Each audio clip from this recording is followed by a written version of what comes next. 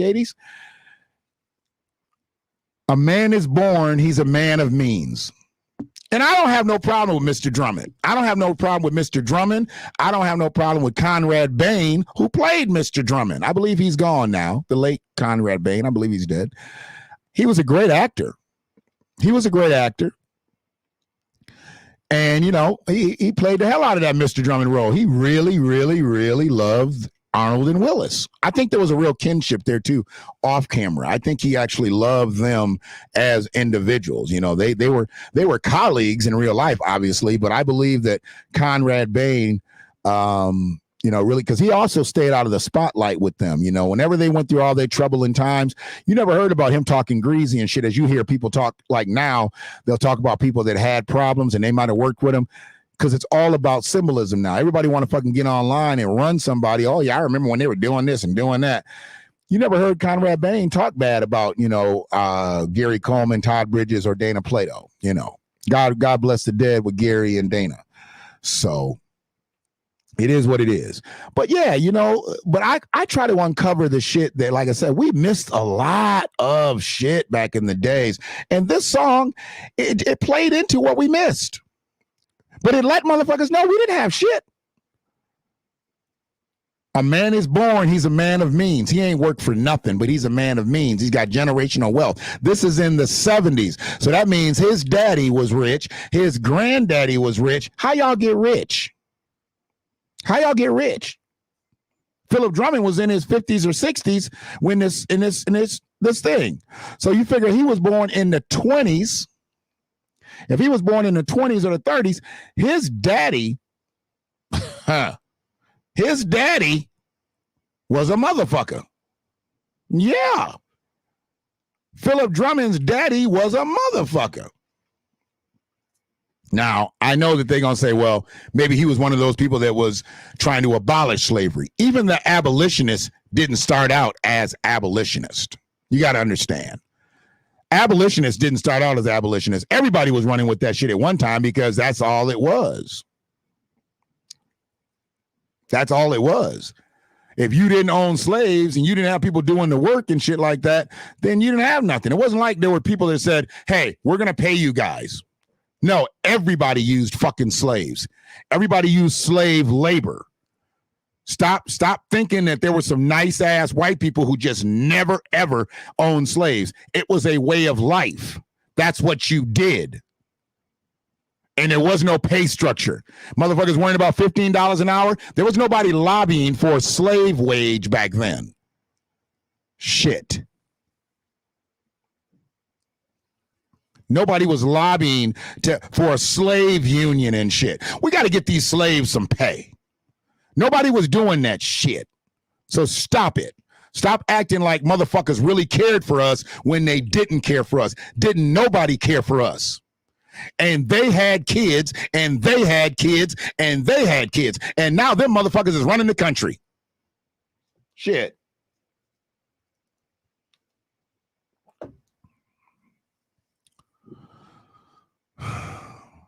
But Mr. Drummond, you know, he was a man of means. Then along came two, and they didn't have shit. You hear the song, he's a man of means. Then along came two, and they have nothing but the jeans. They didn't have shit. Arnold had a little hoodie on and shit that was too big or too small for him. Every time he shot a jump shot, it went up over his belly. He had to pull it down. I don't even know if Willis had a jacket on. Playing basketball in the schoolyard. And when that motherfucking limo showed up, they dropped that goddamn basketball and ran to that limo. They was like, time to go home. They dropped that basketball and left. The ball was just bouncing and shit. And they ran to the motherfucking limo and moved to Park Avenue. Straight up. The Beverly Hoodbillies moved. Saved by the white man. Saved. The white man saved him. Because he's a man of means. That means he's got enough money to take care of his and yours. And I guess it was his maid.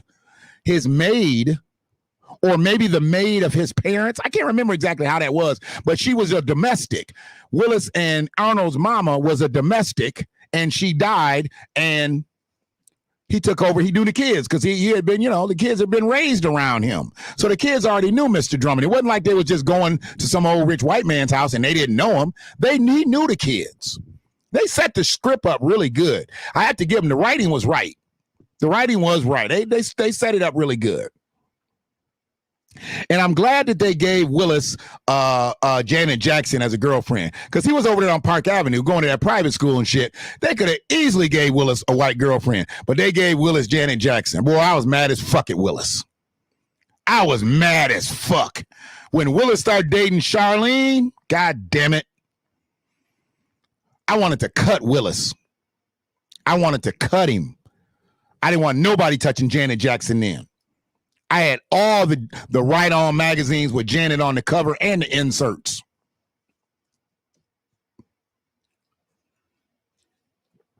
I hated Todd Bridges. Hated him for it. And this was a TV show. He lucky I didn't figure out that motherfucking jingle, or I would have been snapping on his ass back in the day. You broke motherfucker. That's why Mr. Drummond had to pick your ass up. You and your little fat ass brother. I would have snapped on him because I hated him because he dated Janet Jackson on TV. God damn it. Hell, I like Janet when she was Penny. I like Janet when she was Penny. Shit. You ain't gonna turn me against Penny just because she had a little iron burn on her. You ain't gonna turn me against Penny. There ain't nothing but a little iron burn.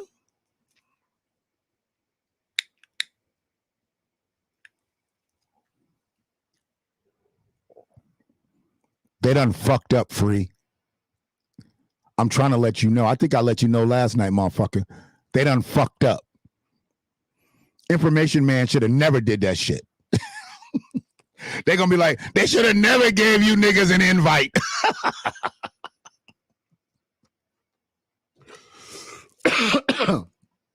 Yeah. See what happens? You see what happens? When you let a fat motherfucker in the door ain't gonna you ain't gonna just let a fat motherfucker in and he just gonna be able to slither through the door. No, I'm walking through the door, shoulders out. See, a lot of motherfuckers will turn sideways and try to slip through the door. No. I am not trying to thin all this up for nobody. I'm walking through the goddamn door, shoulders out. We bucking coming through the door. And everybody that talked that greasy shit on our way in the door, y'all first, bitches.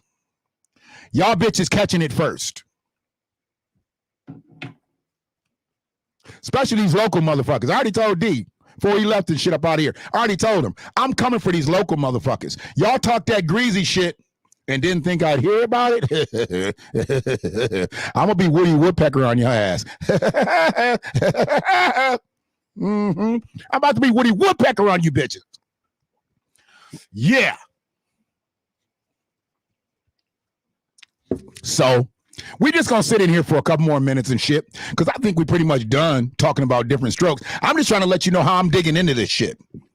I'm digging into a way a motherfucker ain't gonna dig. And shout out, speaking about digging into some shit, I dig my brother Dewan B's podcast. I'm a subscriber to his podcast. Please subscribe to Dewan B on YouTube. That brother's on the real shit too. Everybody that I be upping, they shit is way better than mine. So let me just let you know. I'm not worried about motherfuckers stop looking at me and start looking at somebody else. I'm trying to up motherfuckers who are already above me where I'm at on this space. Okay? I can't be lucky like some of these other motherfuckers and do some dumb shit and talk shit about Kwame Brown and then get a whole bunch of views because Kwame runs their ass. I think Kwame's doing the great shit. He's uncovering the real shit. So you ain't gonna find me on one of Kwame's videos. Unfortunately, I'm not gonna be able to blow up that way. If I'm on Kwame shit, I'm either talking to Kwame like this, or he's talking to me like that. But we ain't gonna be on some shit like he's gonna be like, look, that motherfucker Shane, that's a no. You know what I'm saying? But hey, it is what it is. If Kwame talks about me, he gonna say that Shannon is a hell of a nigga. That's what he gonna say. He gonna say he a hell of a motherfucker. And I want to hear him say it once so I can say yes. I want to hear Kwame say, you think you a hell of a nigga? I'm gonna be like, yep. Yep. But the way he extinguished Hassan Campbell should probably think about going to MySpace. Hassan Campbell is done in this fucking space. He needs to leave YouTube now. Duck out through the back door. Does YouTube got a back door? Duck out through the back door, Hassan. It don't take long for you to duck because you a little motherfucker. You look like you about 4 or 5. You right around Webster's height, Hassan. And stop wearing that wave cap and shit on your podcast. You look like a fucking creep. Everybody want to be hard. Everybody want to be a convict. Everybody want to be a nigga until it's time to be a nigga. Okay. Talking about all the people you've been in jail with. Who gives a fuck? I already told you niggas, going to jail is not a success story. That is a failure story. Going to prison is not a success story. That is a failure story. You are literally talking about how the crime that you committed didn't work out. Really? That's what you want to law? That's where you want to get your street cred from? Nigga, I was locked up with so-and-so. I was locked up with I don't think them other motherfuckers want you to be out here telling that you was locked up with them. Everybody know they locked up. Don't nobody want you telling that shit. Shit, what you out here telling anybody business for? I was locked up with so-and-so. I was locked up with this motherfucker. I was locked up with that motherfucker.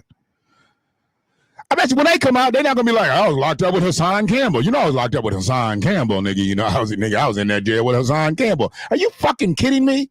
You are lauding being locked up. You are lauding failing at crime. Are you fucking kidding me?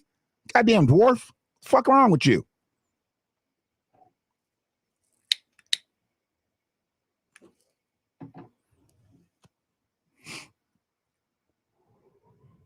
But yeah, and I got another song, so maybe we just do all these goddamn songs. They don't fit. Wait a minute, though. I noticed that, but I look at dumb shit like that, and I thought of an action figure. You know, back in the day, we used to take the action figures apart and shit and then put them back together and shit. His arms look like they need to be on a smaller action figure. They don't fit his body. His arms is weird and shit. Got them motherfucking arms and shit. You know, shit, I'll be all up here like, look, man, if I see your shoulders, I should not be able to see your arms in the picture. Your arms should be down here. What's wrong with your arms, man? Did somebody switch out your arms and shit? They don't look right.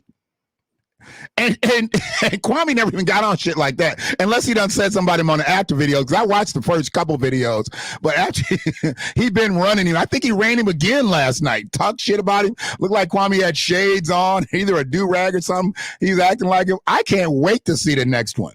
I love that shit, because he calls out fake motherfuckers. You don't ever hear Kwame calling out no real motherfucker, because a real motherfucker is a real motherfucker. You don't need to call him out. He calls out these fake bitches. Like Hassan Campbell. Kwame gonna have Steven Jackson, Hassan Campbell, and Matt Barnes doing a podcast together. All that smoke with little arms. I was like, what the fuck? Pass me the joint. Pass me the joint, nigga. Pass me the joint. The fuck? But appreciate you checking out Freedmen Media. Appreciate you checking out